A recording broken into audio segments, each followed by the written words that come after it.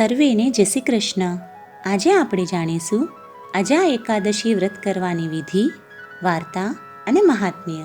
શ્રાવણ માસના કૃષ્ણ પક્ષમાં આવતી એકાદશીનું નામ અજા એકાદશી છે. વ્રતની વિધિ: એકાદશીનું વ્રત કરનારે સવારે વહેલા ઉઠી સ્નાનાદિથી પરવારી ભગવાન વિષ્ણુની પૂજા કરવી અને ભજન કીર્તન કરવા. વ્રત કરનારે ઉપવાસ કરવો. આ દિવસે ફક્ત ફળાહાર કરવો અને યથાશક્તિ દાન પુણ્ય કરવું. રાત્રે જાગરણ કરવું.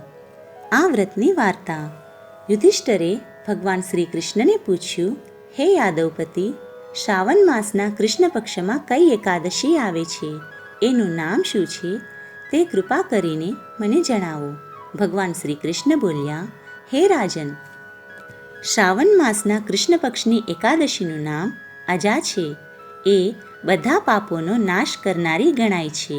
એ દિવસે જે મનુષ્ય ભગવાન ઋષિકેશનું પૂજન કરીને એ અજા એકાદશીનું વ્રત કરે છે, એના બધા પાપો નાશ પામે છે. પૂર્વકાળમાં હરિશ્ચંદ્ર નામના પ્રખ્યાત ચક્રવર્તી રાજા થઈ ગયા. તેઓ સમસ્ત ભૂમંડળના સ્વામી અને સત્યવાદી હતા. એકવાર કોઈ કર્મનું ફળ પ્રાપ્ત થતાં એમને રાજ્ય છોડવું પડ્યું. રાજાએ પોતાની પત્ની તથા પુત્રને પણ વેચવા પડ્યા. પછી પોતે જાતે પણ વેચાઈ ગયા. પોતે પુણ્યાત્મા અને ધર્મિષ્ઠ હોવા છતાં પણ એમને ચંડાળની ગુલામી કરવી પડી. તેઓ મરદાના કફન લેવાનું કામ કરતા. આમ થવા છતાં પણ નૃપશ્રેષ્ઠ હરિશ્ચંદ્ર સત્યથી વિચલિત ન થયા. આ રીતે ચંડાલની ગુલામી કરતાં કરતાં એમના અનેક વર્ષો વીતી ગયા. એથી રાજાને ઘણી ચિંતા થઈ. તેઓ અત્યંત દુઃખી થઈને વિચારવા લાગ્યા, હું શું કરું? ક્યાં જાઉં? આ સ્થિતિમાં મારો કેવી રીતે ઉદ્ધાર થશે?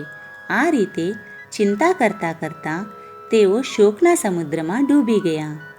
રાજાને શોકાતુર જાણીને એક મુનિ તેમની પાસે આવ્યા. તેઓ મહર્ષિ ગૌતમ હતા. શ્રેષ્ઠ બ્રાહ્મણને પોતાની પાસે આવેલા જોઈને નૃપશ્રેષ્ઠ હરિશ્ચંદ્રે એમના ચરણોમાં પ્રણામ કર્યા અને બંને હાથ જોડીને મહર્ષિ ગૌતમની સામે ઊભા રહીને પોતાની દુઃખમય કથા કહી સંભળાવી. રાજાની વાત સાંભળીને મહર્ષિ ગૌતમે કહ્યું, હે રાજન, શ્રાવણ માસના કૃષ્ણ પક્ષમાં અત્યંત કલ્યાણમયી અજા નામની એકાદશી આવે છે. એ પુણ્ય પ્રદાન કરનારી છે. તમે એનું વ્રત કરો. એનાથી તમારા પાપનો અંત થશે. તમારા સદભાગ્યે આજથી 7મા દિવસે જ અજા એકાદશી આવે છે. એ દિવસે ઉપવાસ કરીને રાત્રે જાગરણ કરજો. આમ કહીને મહર્ષિ ગૌતમ અલોપ થઈ ગયા.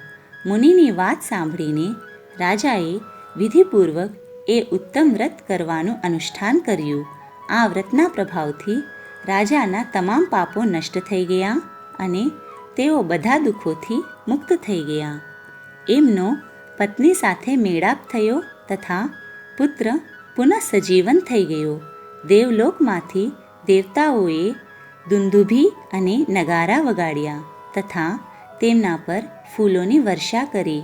એકાદશીના પ્રભાવથી રાજાને ફરીથી રાજ્ય પ્રાપ્ત થયું અને અંતે તેઓ પૂર્જન અને પરિજનો સાથે સ્વર્ગલોકને પામ્યા. હે રાજન, જે મનુષ્ય શ્રાવણ મહિનાના કૃષ્ણ પક્ષની અજા એકાદશીનું વ્રત કરે છે, એ બધા પાપોથી મુક્ત થઈને મૃત્યુ પછી સ્વર્ગલોકમાં જાય છે. આ અજા એકાદશીના મહાત્મ્યને વાંચવા અને સાંભળવાથી અશ્વમેધ યજ્ઞનું ફળ પ્રાપ્ત થાય છે.